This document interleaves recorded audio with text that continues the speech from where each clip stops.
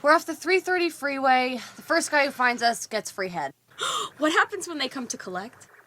I didn't say I would do it, did I? While Jane White is Sick and Twisted was likely the Asylum's biggest gamble and potentially image-changing project up to that point, that didn't mean the studio was going to hold its breath for the result. Whether that movie did well or not, they still had a list of schlock to ship out longer than 2009 Cinema Snob's Netflix queue.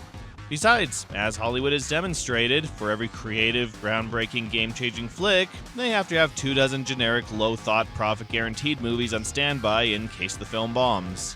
Which they give us even if it doesn't bomb. And it doesn't get more generic than the Asylum slasher movie, Detour. This is a movie that exists. It was released sometime in 2003, produced by Latin Ramaui, and written and directed by S. Lee Taylor in his final contribution to the Asylum. And by my tone, you can guess that this is less social intercourse or Scarecrow S. Lee Taylor, and more the last movie his name is unfortunately attached to. I can at least say this is nowhere near as bad as The Surge. And that's about all I can say about it. Okay, there's one other thing worth bringing up, but I'll get to it in a minute. This is likely to end up one of my shorter Asylum reviews, which, considering how much the length of my last few videos have ballooned, might be a nice change of pace. So let's not waste any more time and get to talking about this waste of time. The movie starts in... Actually, no, I'm not going to bother with the plot summary this time. It's a low to no budget slasher movie. There are only 2 plots it could have, and S. Lee Taylor already used one of them.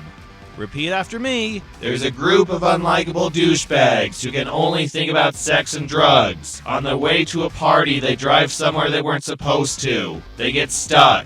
They have no contact with civilization. They split up and some unknown presence picks them off one by one. Repeat until most or all of them are dead. The end.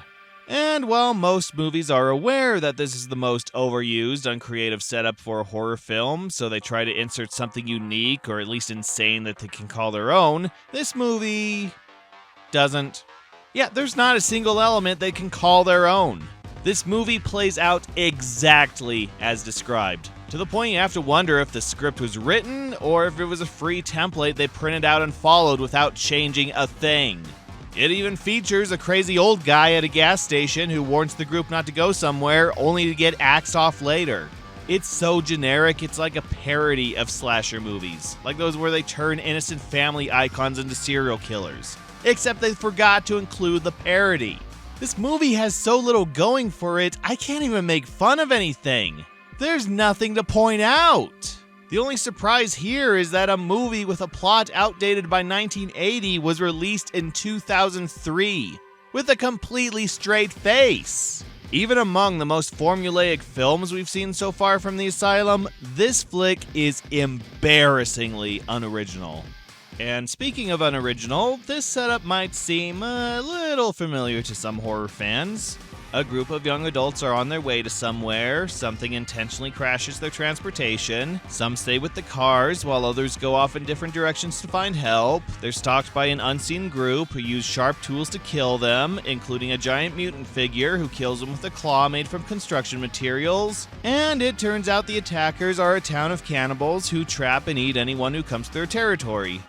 Now where have I heard that setup before? I mean, it just sounds so painfully familiar. Heck, the only reason that the teens end up in this area is that the driver wanted to take an alternate route to meet up with someone else, but his directions were a little off.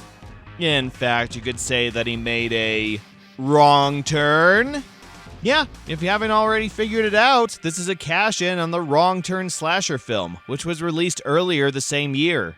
Right down to the title font and the fact that it straight up title drops that flick on the DVD cover. Ladies and gentlemen, I present to you the Asylum's first obvious cash-in. Most sources will tell you that distinction belongs to their War of the Worlds movie, but nope, this movie beat that one out by 2 years. While the studio has released dozens of movies by this point, this is the Asylum's first clear attempt to capitalize on a recent release and trick the casual observer into thinking they are related to that other, more successful title. A tactic they'd soon build their business model around. You could even go so far as to say this is the Asylum's first mockbuster. And you'd be wrong. Yeah, I was gonna call it that too, but according to its IMDb page, this movie was made over a year before the Wrong Turn movie. And its original title, and the name some review copies apparently went under, was Hell's Highway. Not to be confused with the Ron Jeremy movie released the same year this was produced. But it didn't see a release until December 2003, when it was released under the Detour title with cover art to mirror the Wrong Turn DVD. So it's less a knockoff and more one of those low-attention movies re-released with a similar title to a big-name film in a desperate attempt to sell the same schlock twice. Seems a little late to cash in on a movie released in May of that year that not many people saw to begin with, but give the studio a little leeway. Nobody's first time is perfect. Still, I want you to think about that. This is a movie the Asylum sat on for nearly 2 years before finally giving it a pity release under a whole new name just so they could hope to sell copies. This is a project the Asylum was embarrassed by and refused to release for a good long time. Just to clarify, Alien Abduction was released. Vampires vs. Zombies was released. The Surge was released. Detour? Yeah, we need to think on that one for a while. And there you have the scariest thing about this movie. That the Asylum was hesitant about letting this movie see the light of day. Congratulations, movie! You got one shock out of me. For all the wrong reasons, but you have one standout attribute you can call your own. That you're so scarily boring, you prevented a studio known for producing some of the lowest grade schlock imaginable from giving you a home media release. Hold on to that distinguishment.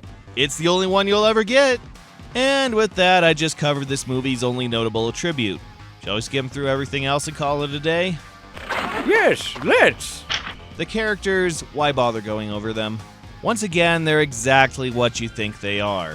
Whiny, entitled little shits who bang, do drugs, complain about not being able to watch the latest reality show, and make the lives of everyone around them, including the audience, a living hell.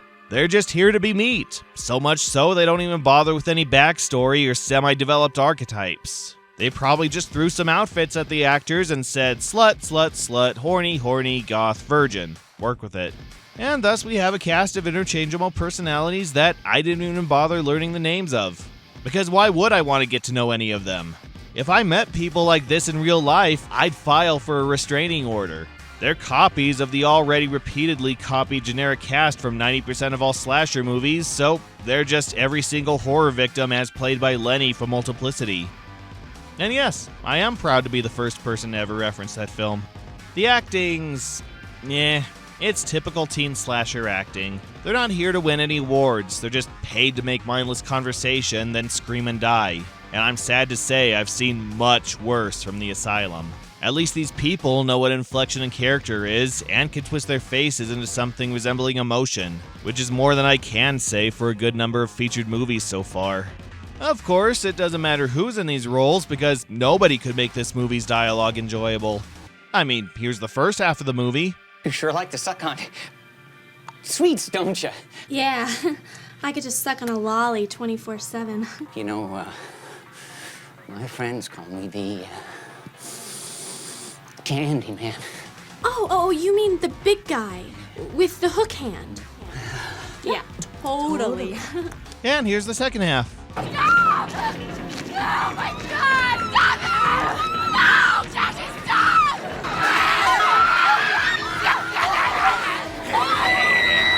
I would pay $1 million and donate both my kidneys if Renee Zellweger could take any one of these performances and make it seem natural.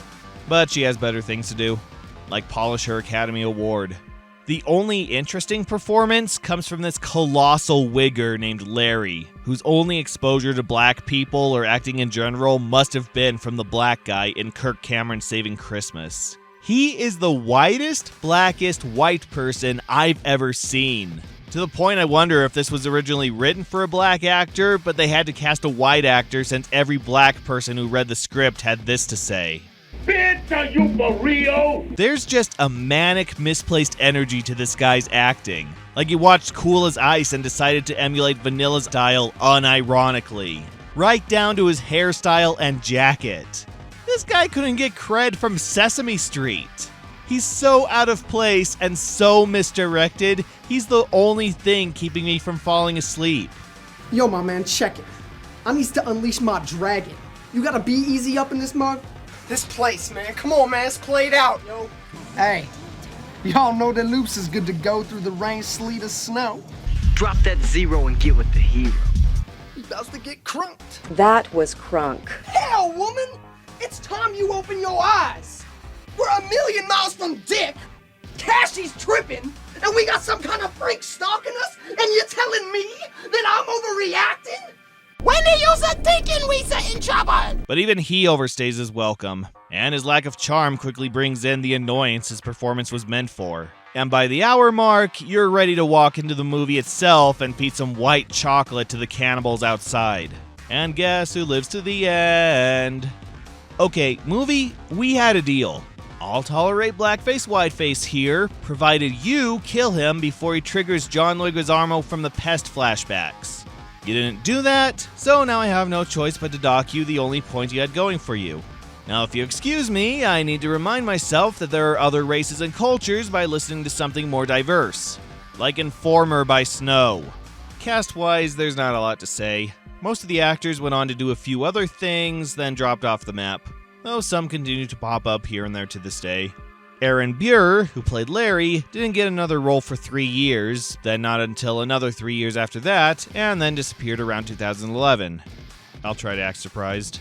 Dana Brady, who played Harmony, was previously in The Surge, and popped up again 5 years later for the sequel to the Asylum's War of the Worlds. Kelsey Wadeen, who plays Kashi, would later win an award for her performance in the spy noir spoof Scream of the Bikini. Anthony Connell, Steve Grabowski, and Trina Marguerite were all in S. Lee Taylor's previous movie, Social Intercourse. Scream Queen Tiffany Sheepus, whom we previously saw in Scarecrow, cameos as the opening kill, which at least gives her an excuse this time why she disappears from the rest of this movie. And multiple award-winning actors and writers, Mickey Levy and Julia Silverman, appear in this film.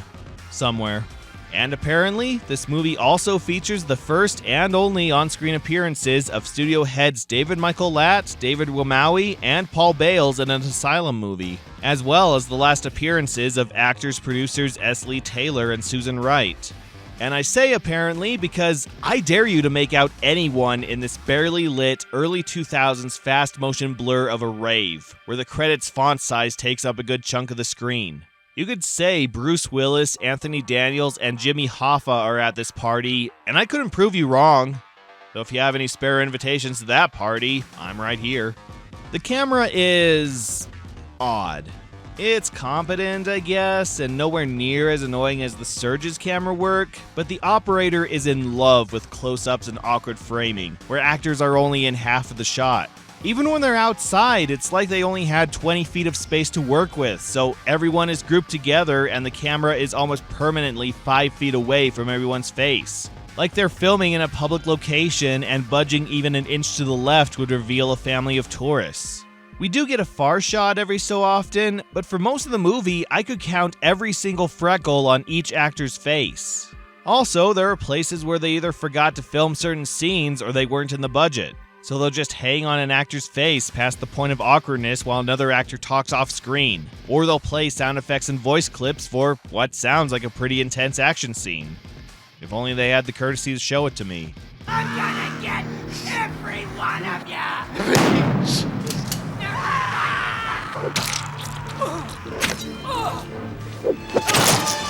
This is an impressive fight, though. I'm glad I'm facing towards it. But maybe the reason they go out of their way to show you as little as possible is because the kill scenes, the parts that make or break a slasher film, are pathetic. Nearly every single death is from impalement, which they will perform off-screen.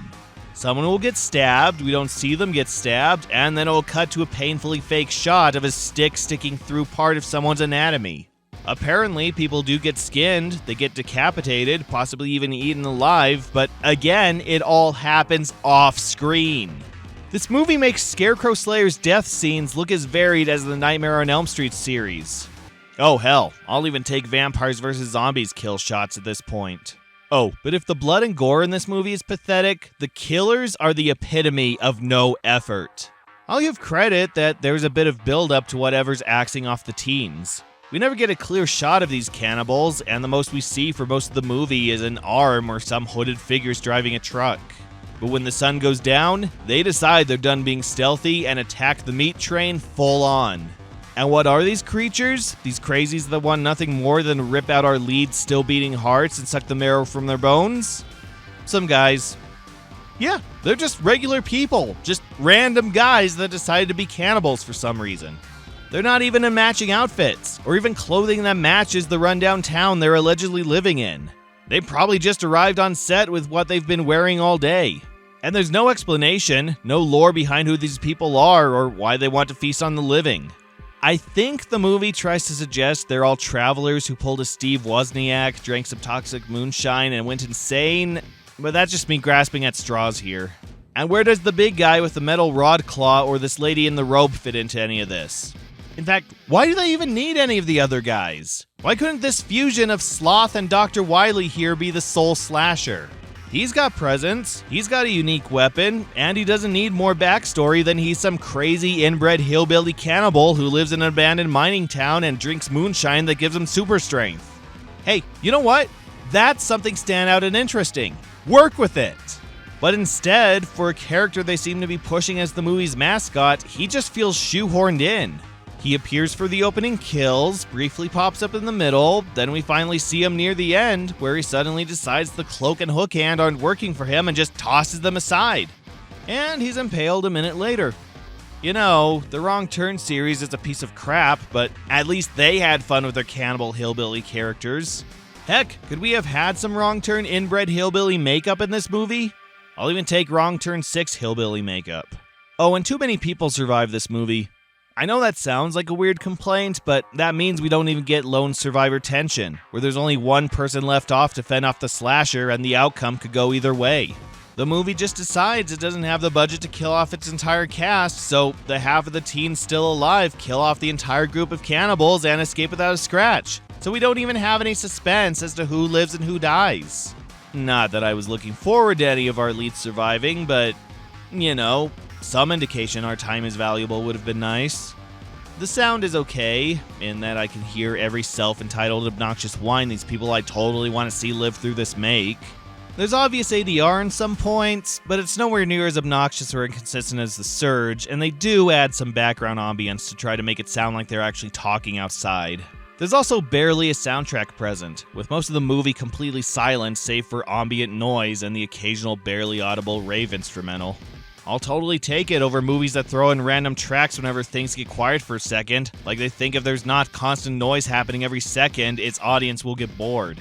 Of course, I'm not part of that audience. I'll stick with an old-fashioned keys jangling in front of my face for entertainment, thank you.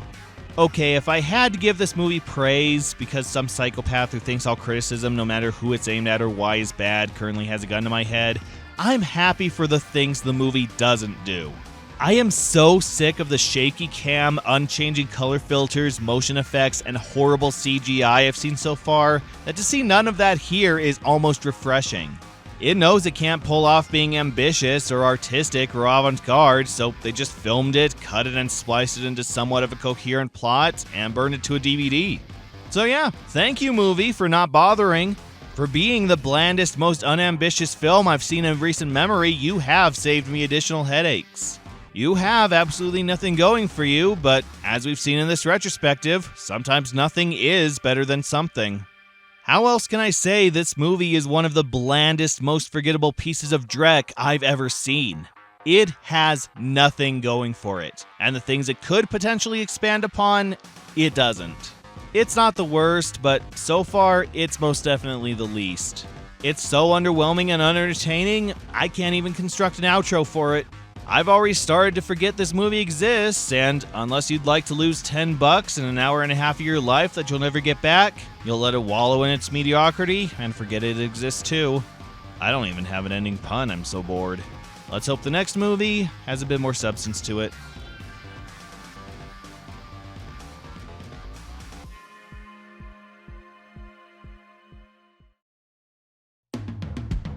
Hey there everyone, thank you for watching this video. If you enjoyed it, please consider supporting me on Patreon and help me create even more content like this. It's only $1 to get early access to my videos, and only $5 gets you a credit at the end of each of those videos, with higher tiers offering these and even more perks. And as you help me reach certain goals, I have super special content lined up for all of you. Head on over and check out my Patreon today, and I'll see you next time.